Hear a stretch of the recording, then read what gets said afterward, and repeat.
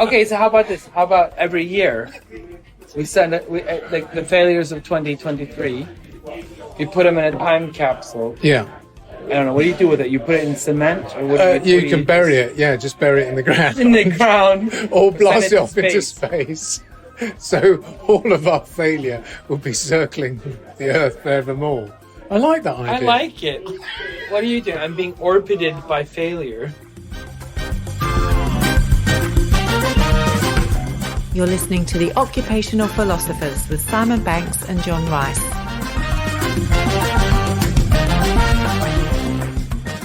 Hello and welcome to another episode of the Occupational Philosophers, the not-so-serious business podcast, which is a mashup of the worlds of creativity, curiosity, with a big, healthy dash of philosophy thrown in. The reason being, we believe these three things are essential for the world of work and a wonderful wingman in the world of life. John, hello. Hello, Simon. Hello. Got a very special episode today. Yeah, so I'm going to call this In the Wild series, John. So what's going on? Who are you in the wild with? Tell me more. Well, this was a fantastic opportunity. I had none other than the lovely, delightful and very funny Dr. Samuel West. He came to London. To talk at the Global Innovation Forum, which is an annual event that's been taking place over a number of years now. And Samuel was invited to speak. More interestingly, he was invited to create a pop-up Museum of Failure. People may remember from when we had him as a guest that the Museum of Failure was one of the big ideas that he was showcasing, and he was taking it to different cities around the world. Obviously, there's a hope that he might take it down under at one point. And he had a pop-up. So it was a sort of small selection of some of those failed products and services that maybe are the ones that are most enjoyable for people. He put those together. So in between the talks, people were going into the Museum of Failure and giggling to themselves and taking photos. Now, Samuel's a pretty funny guy, or a very funny guy, and make sure you go back and listen to his earlier episode.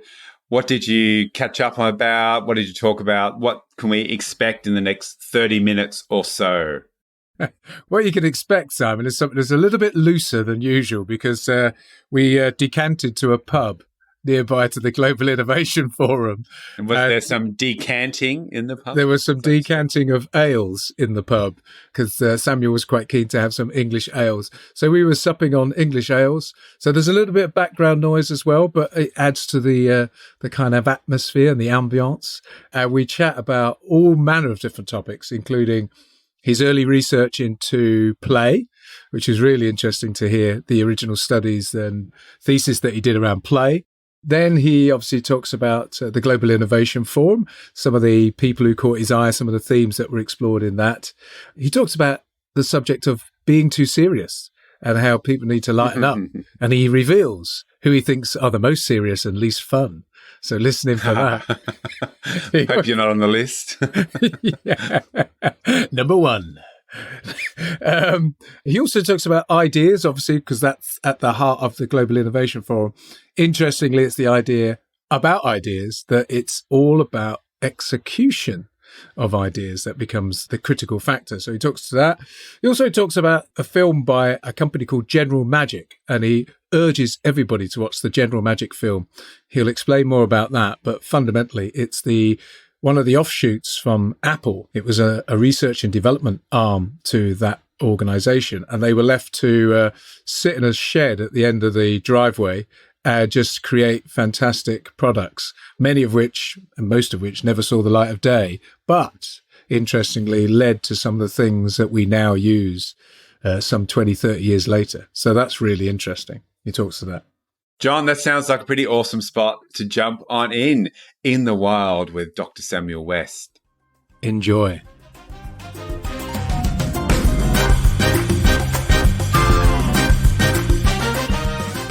When I did my PhD, I did 3 different studies, and my focus was on playfulness in the workplace and how a playful attitude allows you to experiment and explore, because play is not, it's rooted in reality, but it has an element of imagination and fantasy there. So you're allowed, when in play, I can hit you and it'll be part of the game. But I wouldn't, if it's not in play, I'm not allowed to go up to some dude and hit him. Yeah. But I'm allowed to do something in play which is not allowed in.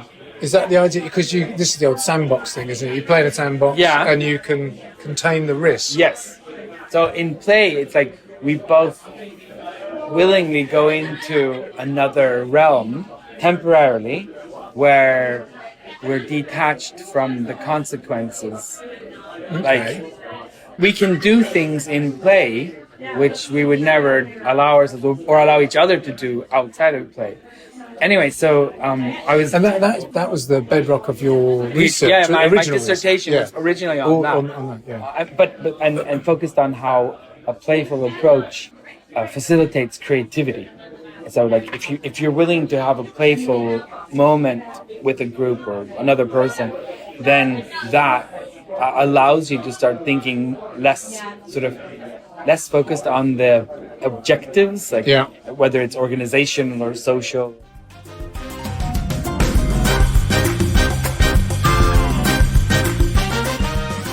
I was doing these studies and I used improvisational theater as a playful element in these teams that I was studying. I can't remember how many teams I had, but I had quite a few teams. I worked quite hard on this.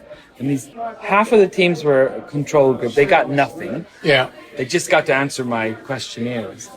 And the other half of the teams, they were existing teams in different IT companies in Sweden. Yeah. And they got 3 sessions with improv theater with a professional. It's very playful. I don't know if you're familiar with it. Yeah, it's super playful. And again, Neil Malarkey was obviously one of the ones a lot of the work he does is aligned with that. And my dissertation was about creativity and playfulness, so I couldn't report these findings. But I would say probably the most interesting outcome of these teams that did improv theater, the playful experiences there together, was that they became much more curious about each other. And I asked each team, they had their nearest manager or leader, and that was not part of the experiment, but I used the data collection to ask the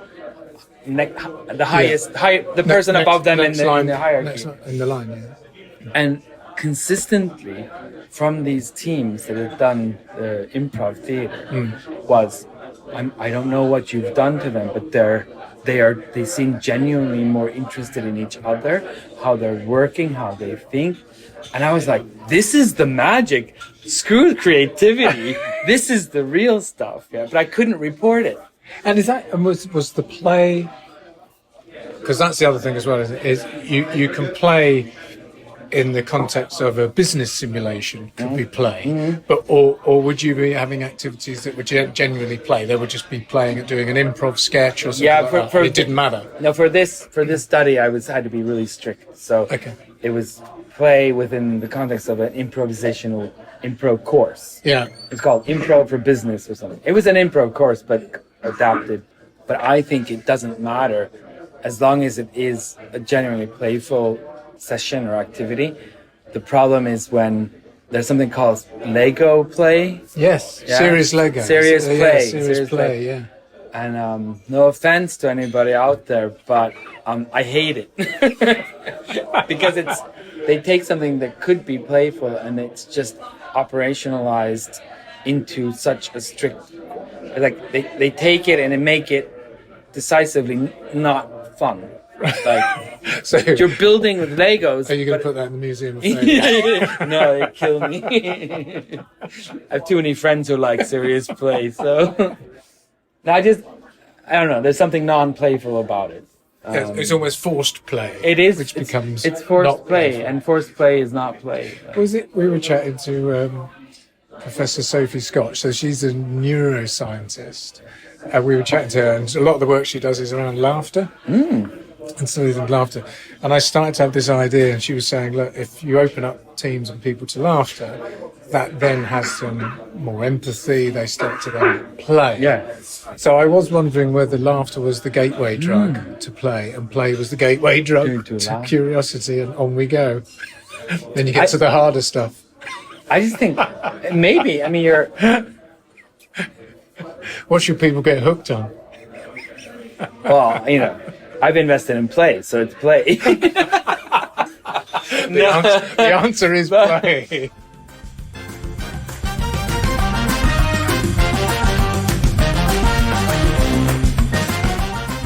There's a lot of activities in our work lives that we do. They're unnecessary. There's a lot of activity going on that's not necessary. We don't know why we do it, but it feels right. Right. And one of those things is being serious. Yes. If I've got a business, my clothes on and my proper shiny shoes, and I'm a professional, then it feels better to be serious because no one can criticize me. No. I'm a clinical psychologist, and I this and this whatever. Which is why you're wearing a white coat right now. That's why you're in a straitjacket. Bit strange in a pub. but being serious means if I'm serious, you can dislike me. That's fine. But if I'm serious, you can't really. I'm not vulnerable.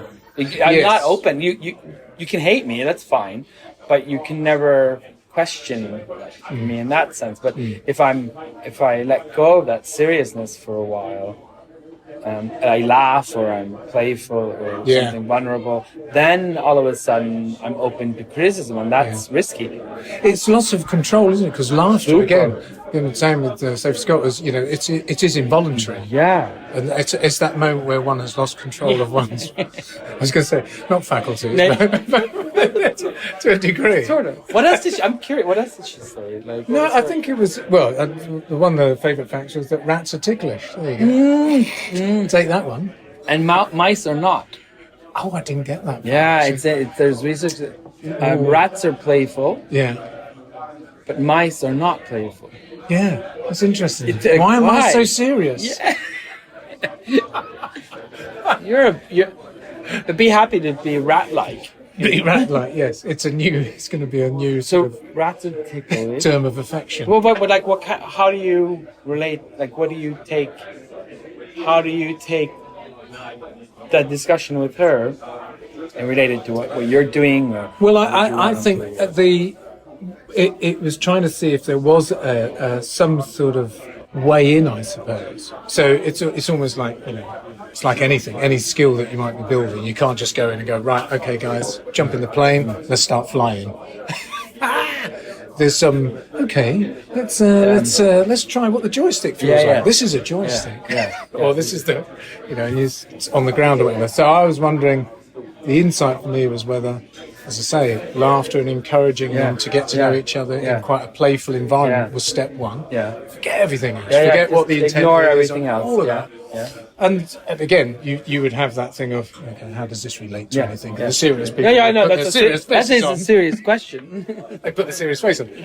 And I wondered, but I think if you can show them the journey that you're trying to take them on a little. So, okay, look, we're doing this because it leads us into having more curiosity and empathy, and that's going to lead us into being able to work more effectively as a team. It's going to lead someplace it's very lead good. Yeah. That instinctively, the other thing I think is instinctively everybody knows that it's better if we can sort of open up because we know we'll increase collaboration. It feels and we'll get the synergy and all you of just that. sense that it's the right way, but there's just too many obstacles. Too many obstacles, fear and seriousness. For one. Interesting. I gave up seriousness a long time ago. Yeah, no, I can't be bothered. I'm too old now.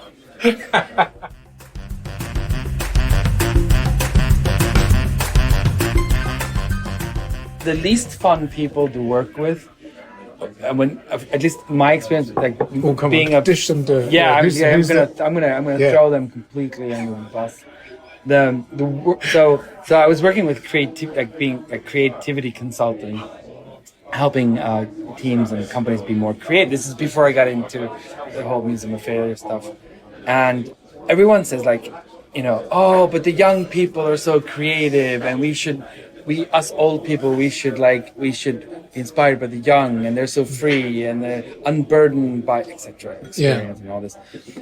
But my experience is that the worst groups, when it comes to creativity, are the 18 to 23-year-olds. The ones we intuitively say, oh no, but those are the new generation. Ideas pushing things They're forward. horrible. They're so, and it doesn't matter if they were in a university setting or in work setting.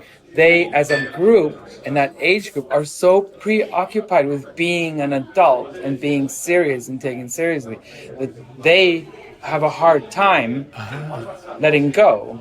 And it does make sense. You're trying to prove yourself in the adult world.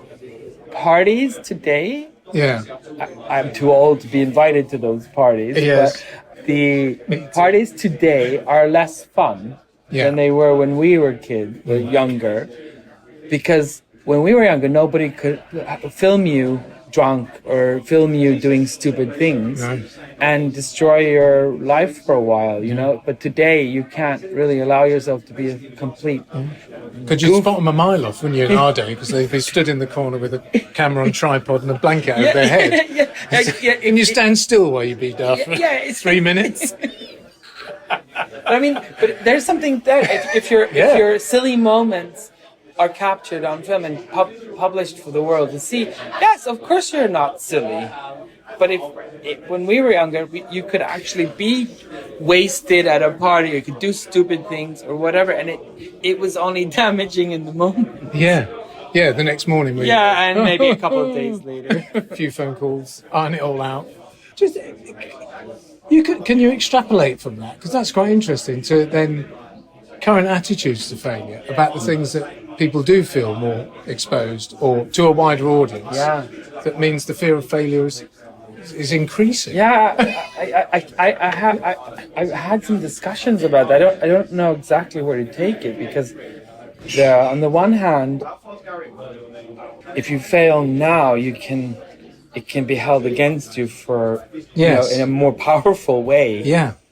But there's also a shift in that it's, at least the younger people, as they enter sort of work life or whatever they're doing, there seems to be still some kind of not everybody's always perfect on social media. Like there's a counter reaction starting to emerge. So I'm not sure if that's entirely only bad, like that. But running counter to that, Museum of Failure is like stratospheric, isn't it? There's this momentum where people go, this is brilliant, we absolutely need to celebrate failure. Absolutely. And I noticed that there was, in fact, this year alone, isn't it? Amy Edmondson, the right kind of role, and Kostka Brandai. I'll get the name. Give me the name. But in praise of failure, another one, and I just thought, Amy Edmondson is huge. This is filters again. I'm seeing it everywhere. I know. Amy Edmondson must be the same. I actually unfollowed her on LinkedIn because I can't be bothered seeing it 3 times a day. But the book I read the book. The book is good. And maybe... Did you say she, and I think you said in one of your posts, she goes, and she mentioned Samuel West. It wasn't me, Samuel West, it was another Samuel West. Thank you for bringing up that. She has, so I get the book. The first thing I do, it's an e-book. The first thing I do is I search. Before I even open the book, I search, is Museum of Failure, am I in there? And Museum of Failure is not in there. And I go, okay, maybe because she wrote a whole book about failure. Like how, the museum's been around for 5 years. It's not new. So, but it wasn't in there. I was like, how can you write a book about failure and not have Museum of Failure in there? I was like, okay, but maybe she used another term. So I just searched my own name, and up popped Samuel West, and I was like, yeah, that's right, I'm in there.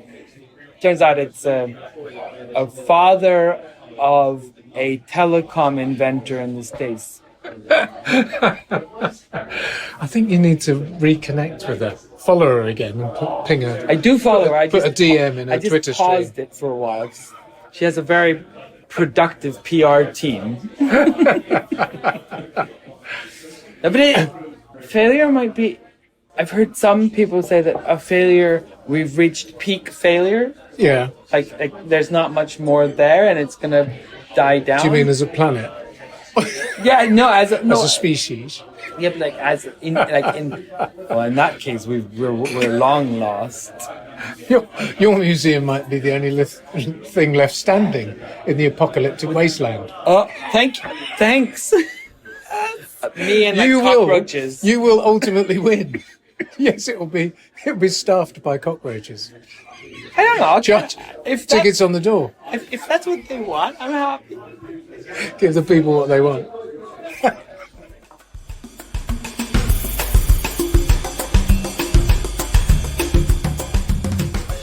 So the Global Innovation Forum, this has been happening for a number of years now. But this is the first time you've I think the conference has been like 8-9 years, something like that. This is the first time I'm here in person. I think last year I did a Zoom something, and of course then there was COVID. So before then, but yeah, I think it's a good conference.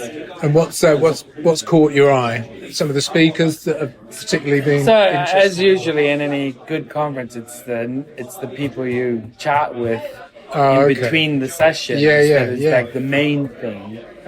We had just before lunch today was, I can't remember her name. She's the creative director, I hope I'm saying this right, of Twitter or X in Europe, Africa, and Middle East. Yeah, she was doing a chat just before lunch, wasn't she? Yeah. She was actually she was good. I mean, she's facing an uphill battle there with all the criticism of everything at X. Did she talk to that at all? And she did. She identified the elephant in the room. Yeah. But of course, she didn't focus any time. The Elon font. The font, yes. Mr. Elephant. Yeah, I was going to say Elephant Man, but that would be bad. Let's go with Elephant Musk. Yes. That sounds like a perfume. Sounds horrible. We could get that in the museum as well. She had some good examples of like how you can use, like Twitter isn't, her basic thing with Twitter isn't dead.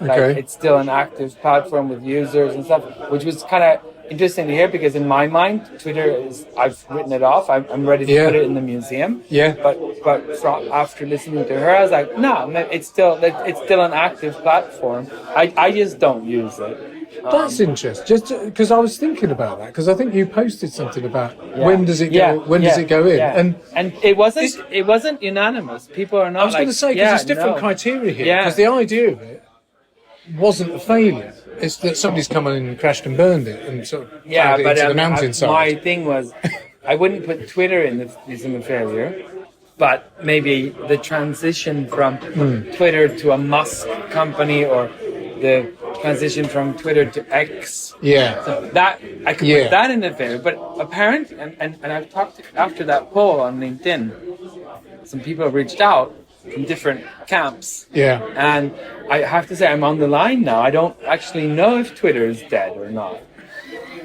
Not that I really care. No. But it's not that easy. Like it's not. We can't. It's too early to write off. Cheers. Cheers. Well, by the way, we're drinking. I'm drinking Doombar, and Samuel's drinking Hobgoblin Gold. I'm sure he'll give a score on it later. I'm going to score right now while I'm still somewhat clear-minded. Keep listening when we get to pint 7.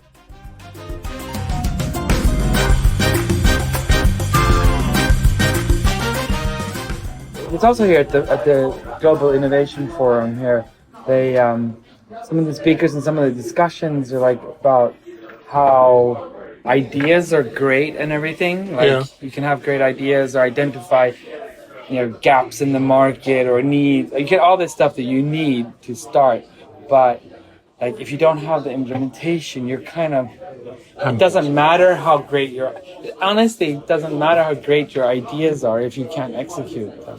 Which is that's a bit Steve Jobs, wasn't he? He was all about that, it's about execution. And that's what he excelled at. Yeah, I mean, there's a book I love. It's an oldie, but maybe it's 25 years. I don't know how old it is, but it's in the innovation business. If it's more than a year old, it's old. but it's called, the name of the book is Ideas Are Free. Like, Okay. And Yeah. basically, or cheap. Right? I can't remember the exact. Ideas are And free. I'll make ideas sure are I cheap. get the reference in the notes. Yeah. But it's the premises of the book is like we sometimes attribute way too much to the actual ideas and ideation, where like those are really cheap and they're easy and they're free. Like anybody can have an idea. But the book was about is like harness those, get those ideas, but don't make a big deal out of them, and then refine it and see which ones are worth pursuing, and then execute it. Yeah. And that's the difficult part. Did you ever find a kind of direct correlation between the number of ideas being generated? So it was the more ideas. Yeah, you more generate, ideas is better. Absolutely will yield something brilliant at the end of it. I think so, but there has to be a feedback loop, which we all know people who are super creative but useless. Like, you know what I mean? Like their ideas like are stupid and they're not feasible, and they don't even lead to better ideas. Like there's some people who just free spin, and they think they're creative because they can generate I can create novel ideas all day long, you know, but they're not useful. You got they're one not now? I have a whole bunch. You want to hear? Well, you haven't even asked me about my cheese bicycle. Please tell me about your. I was just thinking there's a bike that delivers cheese. That was it. No, I had another idea. Oh. I mean, when you said it, You thought it was a bicycle made of cheese? Yes. Let's see which one wins out. I think. I don't know. I could do. I mean, if I saw a bicycle made out of cheese, I would definitely turn around. I would pay no attention. I mean, would you pay money for it? No. Yeah. And I wouldn't eat it.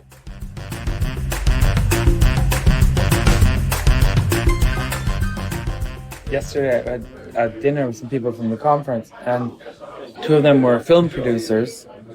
They'd done the General Magic film, which you have to watch. Yeah. And then, that's not a negotiable right there. And tell that to Simon as well. It's non-negotiable.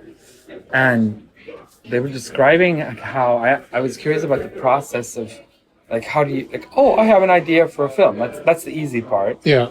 And then, like, what does it actually look like? And they described the process like you have the idea, then you have to write a script, which most people just don't do because it's just too much work. Yeah. Then you have a script, and then it has to be refined and everything. So all that is a laborious process. And then you have the script, and then you have to do I can't remember what you call it, storyboard. You basically have to communicate your vision for the film, even in visuals, like sketches and stuff. Like what's the mood of the film. And once you have that, that's already there. You have a lot of work. And once you have that, then you have to try to get money. And that's it. Funding or somebody to invest. To put it into production. And then you can start making. So no wonder a lot of it just falls away. It falls away. It's a lot of work, you know. And people are not prepared to put in the work, are they? And then no, exactly. And then she said that unfortunately, and I was like, but there's a lot of shit films out there. And she's like, yeah, and the reason is because there's a lot of nepotism, and like there's people with unfair or advantages. Wheels being oiled and things happening where I'll give you money for a film just because of whatever reasons they are, and then a person has money to make it, but they haven't done the groundwork, which leads to a bad film. Yeah, it's fascinating. Like everything is difficult. Have you got a book that you haven't written yet? I have like 100. Have you? Can you give us the title of one of them? I have one. That's this is a failure gently story. simmering in the slow cooker. No, this is your mind. Yeah, this is a sad story. Oh no! I've written a few books. None of them have been fantastically successful. Mainly because they're in Swedish, which there's only 9 million Swedes, and half of them can't read. So, that's our listenership in Sweden, just falling off a cliff. Because if they're not reading, they're probably listening to this. Really? Because they can't read. Oh no, exactly. I'm sorry, Swedish people. So Museum of Failure got like this massive surge of attention in global media in 2017. It was crazy, and I went, and within 6 months I had 17 book offers, Wow. like publishers, serious ones, you know, and everything in between, with concrete offers. Like, we want a book of Museum of Failure, and it absolutely lends itself to that, doesn't it?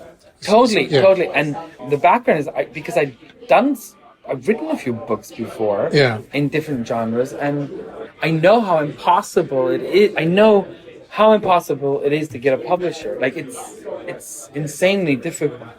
So that all of a sudden I had 17 offers on the table. 17, it's insane. That is incredible. And I was like, okay, this is crazy. So in my hubris at the time, I was like, well, if I have 17, I can just pick and choose. So I just took the top one. Like, it's probably the biggest publisher in the world. Yeah. And I'm like, all right. And it's very prestigious. I recognize it was like awesome. And it hurts to talk about it. And it's so stupid. So You're listening to Therapy with the Occupational Philosophers. Today's person on the couch is Samuel West. Thank you for seeing me. So I connected with the commissioning editor. We had a great chat. Everything was great. And then I didn't write the book. And when are you gonna start? Yes, but I was so busy. I had no time to write the book. I had no energy, and I didn't do it. And then 2 or 3 years later, and this is I was like, okay, now I'm ready. Like, now I'm ready to write a book. You know, the book. So I connected with the publisher again, saying, "Oh, I'm sorry, I've some excuses and stuff." And then the publisher told me, he didn't say to off, but he basically told me, They don't use that. No, it's posh British. He basically told me that, well, by now there's too many books on failure. It's not interesting anymore, so we're not interested. Oh, that's smart. And that was the best. That was like the top dog publisher. And then after that, I was like, okay, I learned the lesson. So that was timing. It was timing, and just I thought I know how difficult and how much time it takes to write a book. So I didn't want to just say, I'll finish it by Monday. But I should have. Now I regret I should have actually taken time then to do it, because I think it would have been beneficial. Because now I have a museum, but I don't have a book, and Amy Edmondson gets all the credit for the book. She'll come visit one day. I'm sure. I think so. Yeah, I think so.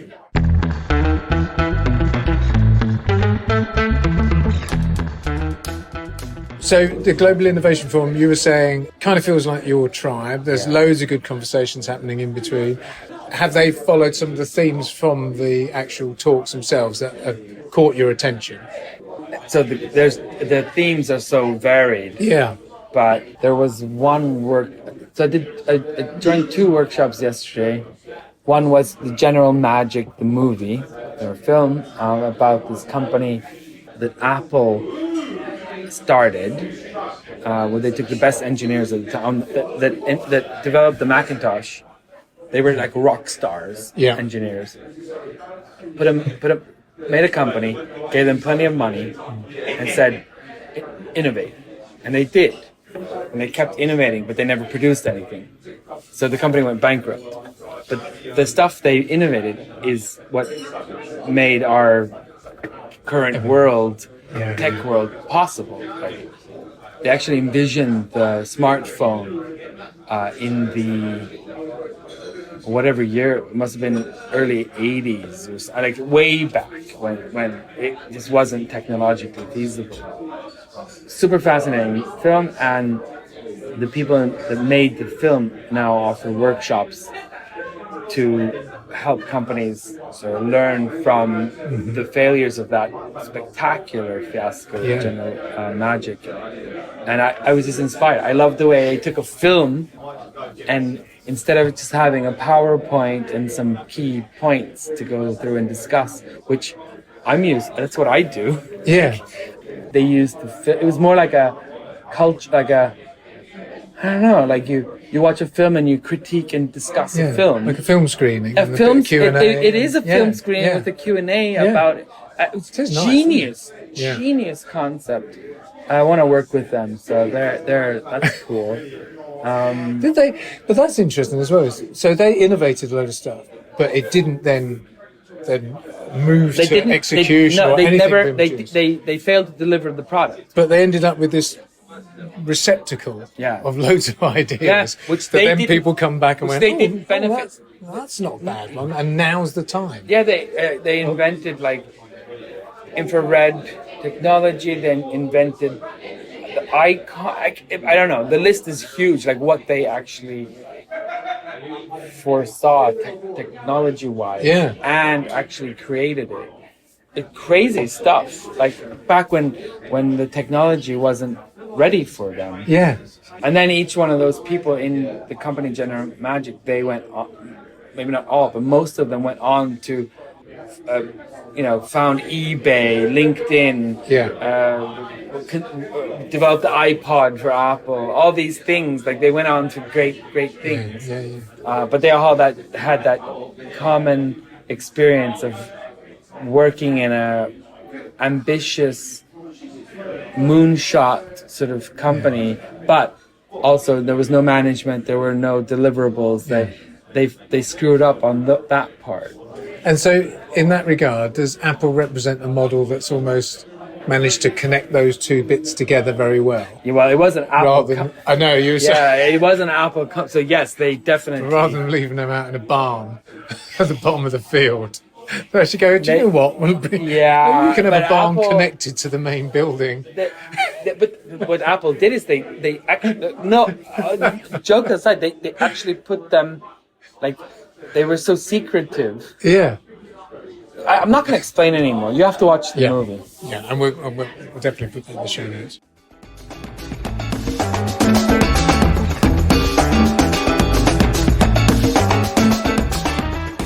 Have you had any, you were saying about the conversations that happen in between the talks. Yeah. But have you had any funny questions or things where you've just been surprised at what people have asked about the museum or just as you've had a conversation that has gone in a very unexpected direction? Yeah. Feel free to say no. No, I haven't. I'm kind of used to most of the questions. I have that. But do they ask questions like, "What's this all about?" No, not at this this conference. They know. But they're all innovation nerds. Yeah. So there's no convincing. They get it. They're like, "This is genius." They it's good. So their question, like, they are more about, because they're in the business. Yeah. They're more like, but more like, how specifically is this or that a thing? Okay. All right. A lot so of they'd people, be getting into things. Is this about execution? Yeah, is exactly. They're more like they nerds, which I love because it's innovation nerds. Yeah, they're total nerds. Nerdivators. Have you thought about whether you could put any of this stuff in a time capsule? So future generations would go, "What the hell is all this crap?" Don't you think they're going to say that anyway? Well, no, they might think it because they'll be higher level beings by that stage. Maybe we should have a. Or we blast it into space. Forget gold engraved discs. Why don't we just blast the Museum of Failure into space? We should do better. This is an idea coming after 2 pints. 2 pints. Okay, we're almost done with the second here. Okay, so how about this? How about every year we send like the failures of 2023? You put them in a time capsule. Yeah. I don't know. What do you do with it? You put it in cement, or you can bury it. Yeah, just bury it in the ground. In the ground, or blast it off into space. So all of our failure will be circling the Earth forevermore. I like that idea. I like it. What are you doing? I'm being orbited by failure. And by that logic, maybe people who've really failed that year could also be blasted into orbit. Yeah. Can I choose which ones? Yeah. Blast into I think orbit? we'll have a popular vote. Who would you like to blast into orbit?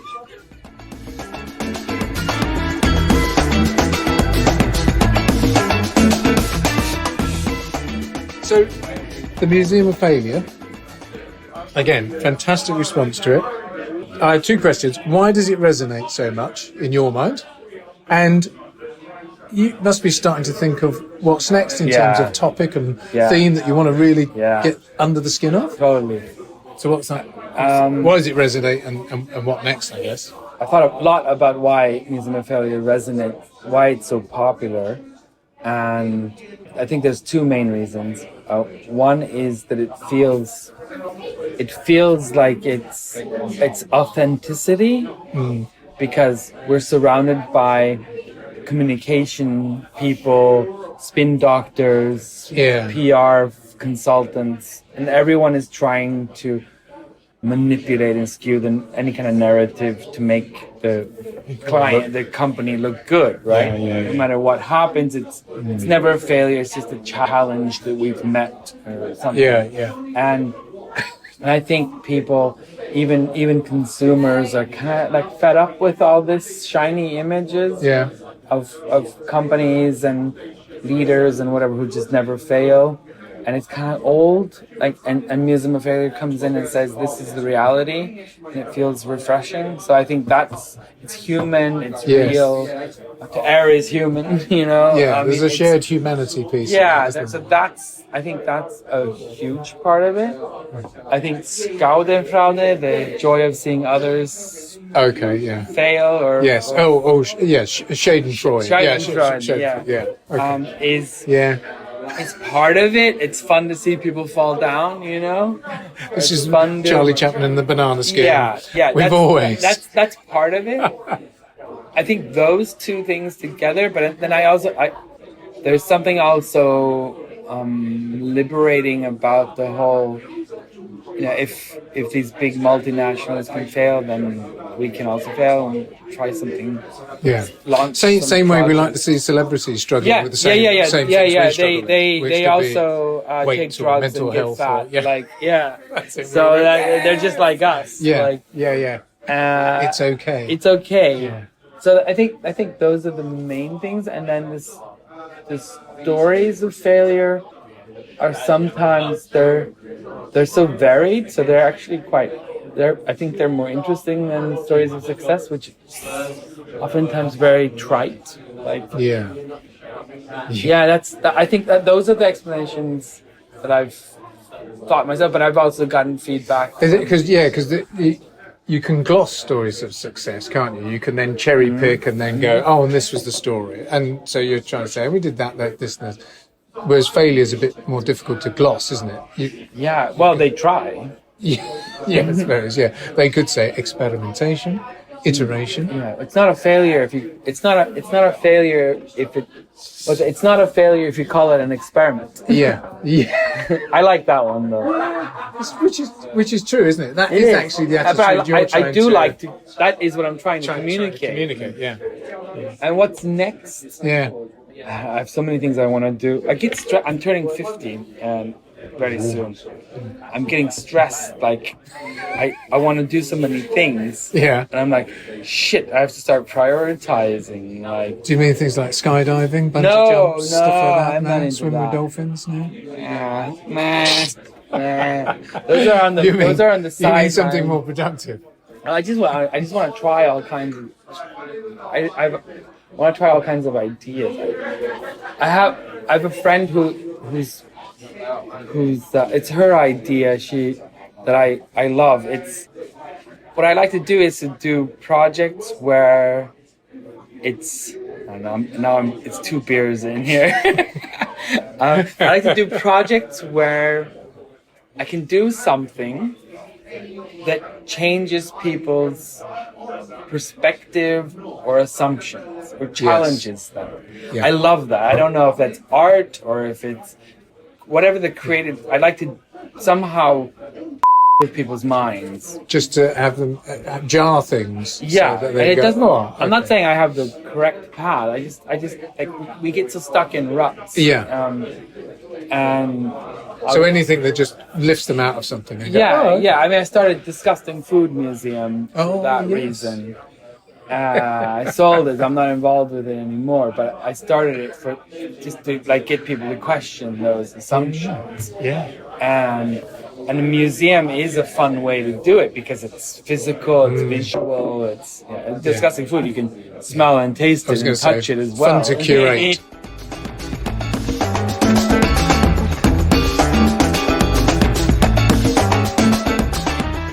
Well, John, I'm so disappointed I couldn't join you for that chat.